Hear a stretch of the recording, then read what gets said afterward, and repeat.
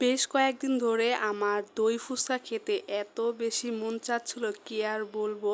তো আমার যেহেতু এখন বেশি একটা বাহিরে বের হওয়া হয় না, তো কি করব এখন ছোট ভাইকে বলতেছিলাম যে আমার জন্য যেন দই ফুচকা আনে। তো ও মানে কয়েকদিন আগেই বলে রেখেছিলাম আর কি, তারপরে হুট করে দেখি কালকে ও আমার জন্য দই ফুচকা নিয়ে আসছে।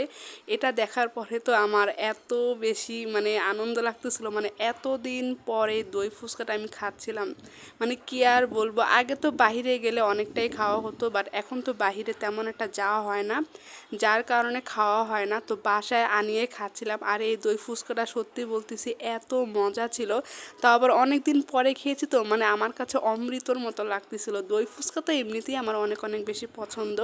তো আমি হচ্ছে ফুচকা পেয়ে ওকে তো আমি দিয়েই নি, আমারটা আমি খাচ্ছিলাম। আর ফুচকা যে প্রত্যেকটা টকের সাথে দই সব কিছু দিয়ে দিয়ে তারপর আমি খাচ্ছিলাম। এটা এত মজা ছিল, জাস্ট লুকটা দেখেন, এত মজা ছিল এই দই ফুচকাটা কি আর বলবো।